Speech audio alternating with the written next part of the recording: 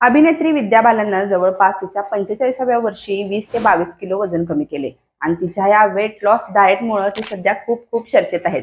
आता बेसिकली काय आहे की डाएटचे अनेक प्रकार आहेत, हे मी तुम्हाला लास्ट टाइम पण सांगितलेलंच आहे. जसं की किटो डाएट असेल, फक्त लिक्विड डाएट असेल, अजून आहेत इंटरमिडिएट फास्टिंग आहे.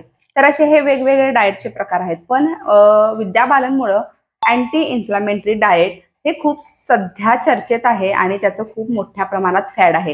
हे नेमकं काय आहे हे आपण आज पाहणार आहोत. पण अजूनही माझं चॅनल कोण सबस्क्राईब केलं नसेल, नुसता एंटरटेनमेंट विथ अर्पणा ह्या चॅनलला तुम्ही जर सबस्क्राईब केला नसाल तर ते प्लीज जाऊन सबस्क्राईब करा, कारण ते एकदम फ्री आहे आणि तुमच्या सबस्क्रिप्शनमुळे मला खूप मनाला एक उभारी येणार आहे आणि वेगवेगळे विषय करण्याची एनर्जी येणार आहे आणि ह्या एनर्जीमुळे तुम्हाला खूप मोठा फायदा होणार आहे. चलो आता आपण जाऊया मुद्द्याला. तर विषय असा आहे की अँटी इन्फ्लामेटरी डाएट हे विद्या बालननं केलं आहे.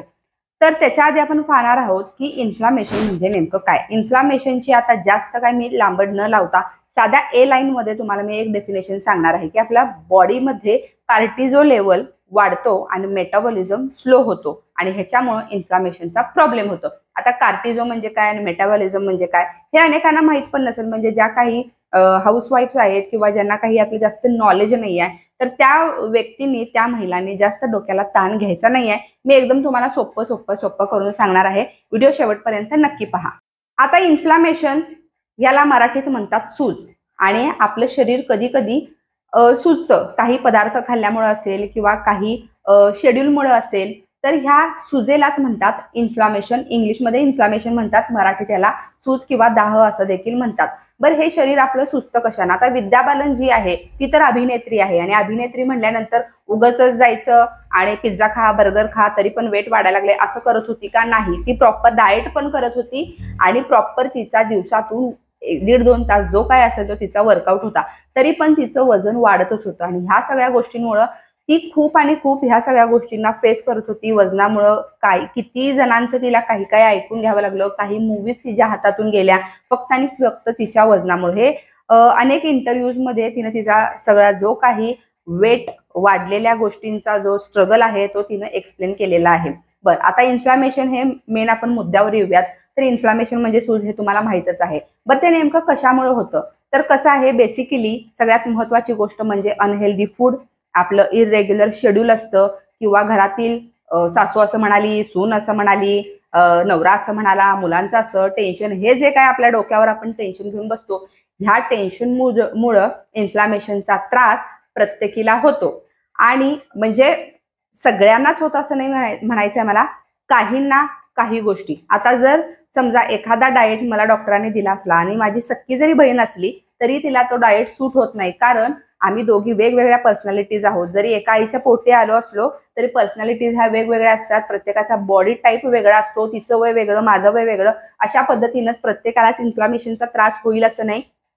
काहींना होतो, काहींना होत नाही. आपण त्याची फक्त कारणे बघत आहोत. तर इरेग्युलर शेड्यूल झालं, स्ट्रेस लेवल, टेन्शन, ह्या सगळ्या गोष्टी झाल्या, ह्यामुळं आपल्याला इन्फ्लामेशन होऊ शकतं. बरं, आता इन्फ्लामेशन मध्ये काय काय फूड्स आहेत. तर त्याच्यामध्ये सगळ्यात महत्वाची गोष्ट म्हणजे साखरयुक्त सगळे पदार्थ आहेत. गोड सगळे पदार्थ इन्फ्लामेशनला कारणीभूत आहेत. मैदा कारणीभूत आहे.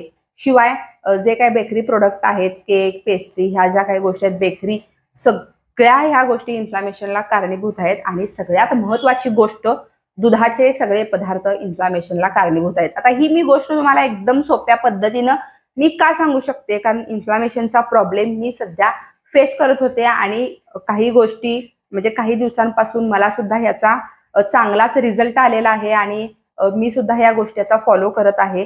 आणि इन्फ्लामेशनचा त्रास मला सुद्धा होता, पण बेसिकच होता, त्यातूनच मी सावरले. त्याच्यामुळं मी तुम्हाला एकदम सोप्या भाषेत चांगल्या पद्धतीने सांगू शकते. बरं, आता दुधाचे पदार्थ मी तुम्हाला म्हणाले. आता काहींना असा पण प्रश्न पडला असेल की दुधाचे पदार्थ तर काही काय, दुधाचे पदार्थ तर चांगले असतात, दूध चांगलं असतं, दही खावावं आणि पनीर खावावं, त्याच्यामुळं किती शरीराला फायदा आहे, काही काय सांगते. पण कसं आहे, आधी 20-25 वर्षांपूर्वी जर तुम्ही बघितलात, जे काही जनावरांना गवत घालतो त्या चाऱ्यामध्ये, गवतामध्ये आणि आत्ताच्या त्यांच्या खाण्याच्या चाऱ्यामध्ये जर तुम्ही बदल बघितला तर सुरुवातच इथून होते की त्यांच्या त्या चाऱ्यामध्ये सुद्धा किती मोठ्या प्रमाणात बदल झालेला आहे. मग सुरुवात पूर्ण इथूनच आहे की दुधामध्ये पण आपल्याला कालांतरानं रिझल्ट मिळतोय, म्हणजे बदल मिळतोय आणि ह्यामुळे सगळ्या गोष्टी आपल्या बॉडीवर होतात. आता कसं आहे, जर तुम्ही म्हणाला दुधाचा पदार्थ कसं काय होऊ शकतं, तर समजा एक 10 वर्षांपूर्वी आपण गृहीत धरूया की तुम्ही एक 20 वर्षाचे होता आणि आता एक 30 वर्षाचे झालेला आहात. तर 10 वर्षांपूर्वी तुमचं लग्न झालं नव्हतं, आता तुमचं लग्न झालेलं आहे, तुम्हाला मुलं बाळ झालेले आहेत, तुमच्या आयुष्यात सासू आलेली आहे, सासरे आलेले आहेत, नवरा आलेला आहे, मूल बाळ आलेलं आहे. ह्या सगळ्या गोष्टींमुळे तुमचं शेड्यूल सगळं बिघडलेलं आहे. 20 वर्षाचं होतं तेव्हा पप्पा की परी म्हणून जगत होता, पण आता तसं नाहीये. तसं जशी परिस्थिती चेंज झाली तसं आजारांवर सुद्धा चेंजेस होतात. आजार सुद्धा आपल्या आयुष्यात कालांतरानं वेगवेगळ्या माणसं जशी आपल्या आयुष्यात येतात तसंच हा आजार सुद्धा आपल्या आयुष्यात झटकी पट येतो. आता आपल्याला बघायचं आहे की मग अँटी इन्फ्लॅमेटरी फूड्स नेमके कोणते कोणते आहेत. मग आपल्याला काय खायचं आहे हे आपल्याला बघायचं आहे. तर आपण महाराष्ट्रीयन आपलं ज्वारी, बाजरी, गहू हे जे काय हे चालतं. योग्य प्रमाणात योग्य वेळी खाल्लं की ह्या गोष्टी आपल्याला चालतात, ह्याच्यापासून आपल्याला काही त्रास नाही. मैदा तर आपल्याला पूर्ण अवॉइड करायचं असतं आहे. मग ब्रेड जर खायचं असेल तर तुम्ही ब्राऊन ब्रेड खाऊ शकता. आता पांढरा तांदूळ इथं चालत नाही, आपल्याला ब्राऊन राईस घ्यायचा आहे. ब्राऊन राईसच चालतो. हिरव्या पालेभाज्या सगळ्या चालतात. हिरव्या पालेभाज्या, सलाड, टमॅटो, गाजर, बीट हे चालतं. शिवाय ड्रायफ्रुट्स, काजू, बदाम, अंजीर असेल, खजूर असेल, हे ह्याच्यामध्ये तुम्ही इन्क्लूड करू शकता. सीड्स सगळे चालतात. आता सीड्सचं सुद्धा फॅड आहे की जसं की वॉटरमेलन सीड, सूर्यफुलाचं असेल, मगज बी असेल, फ्लेक्स सीड्स असेल, हे जे काय सीड्स असेल, चिया सीड्स पण चालतं. हे सीड्स आपल्या शरीरात, आपल्या पोटात दिवसातून 1 चमचा तरी, म्हणजे सगळ्यांचं मिळून सगळ्यांना मिक्स जर करून ठेवला तर तुम्ही रोज 1 चमचा ते सीड्स खाणं खूप गरजेचं आहे. त्याच्याने खूप मोठ्या प्रमाणात आपल्याला चांगला फायदा होतो. आता काही ड्रिंक सुद्धा आपल्याला अँटी इन्फ्लॅमेटरी ड्रिंक ऍड करायचे आहेत. तर ते काय असतील तर आल्याचं उकळलेलं पाणी हे खूप महत्वाचा ड्रिंक आहे. ह्याच्यामध्ये तुम्ही ते आलं किसून पाणी तुम्ही उकळून घ्यायचं आहे, त्याच्यामध्ये हळद आणि लिंबू घालायचं आहे. ते ड्रिंक सकाळी रोज उपाशी पोटी प्यायचं. त्याच्याने सूज कमी होण्यात झटक्यात मदत होते. शिवाय दुसरं ड्रिंक आपण लिंबू पाणी चालतं. जिरं, दालचिनीचं पाणी मी तुम्हाला लास्ट टाइम पण सांगितलेलं, ते तुम्ही घेऊ शकता.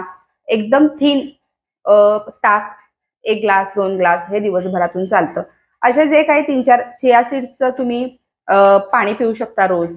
हे असं जे काही ड्रिंक्स आहेत हे सुद्धा खूप मदत करते इन्फ्लामेशन आपलं दूर करण्यासाठी. हे अशा बेसिक टिप्स आहेत आणि तुम्ही 8 दिवसात ह्या सगळ्या गोष्टी बंद करून तुम्हाला जर सूज येत असेल, आता मलाच जर तुम्ही रात्री बेसन खाल्लं किंवा बासुंदी खाल्ली, दुधाचे कोणते पण पदार्थ मी सांगितलं जसं की पनीर खाल्लं, आईस्क्रीम जरी खाल्लं, आईस्क्रीम सुद्धा अवॉइड करणं गरजेचं आहे. आईस्क्रीम सुद्धा खायचं नाहीये. तर हे जर मी पदार्थ रात्री खाल्ले तर दुसऱ्या दिवशी माझा पूर्ण हात सुजलेला असतो, चेहऱ्यावर थोडंफार इथं सूज येते, डोळ्याखाली सूज येते. हे जसं मी बंद केले, कमी केले, तसं मला सूज येण्यास, म्हणजे सूज कमी येण्यास खूप मोठ्या प्रमाणात मदत झाली आहे. हे 8 दिवसात 15 दिवसातच तुम्हाला घर बसल्या घरगुती तुम्ही निदान करू शकता की आपल्याला नेमका प्रॉब्लेम काय आहे. आणि तरीही सूज तुमची कमी येत नसेल ह्या सगळ्या गोष्टी अवॉइड करून, तर तुम्ही डायरेक्ट माझा व्हिडिओ बंद करा आणि तज्ज्ञांच्याकडे, डायटिशियनकडे चांगल्या जाऊन तुम्ही काही टेस्ट त्या देतील, ते टेस्ट करून तुम्ही ह्यावर निदान करून उपाय करू शकता. ओके, चलो बाय बाय. व्हिडिओ कसा आवडला की नाही हे मला प्लीज कमेंटमध्ये सांगा. आणि तुम्ही कमेंट केल्यामुळे मला खूप छान वाटतं आणि वेगवेगळे विषय मग मला सुचत राहतात. बाय.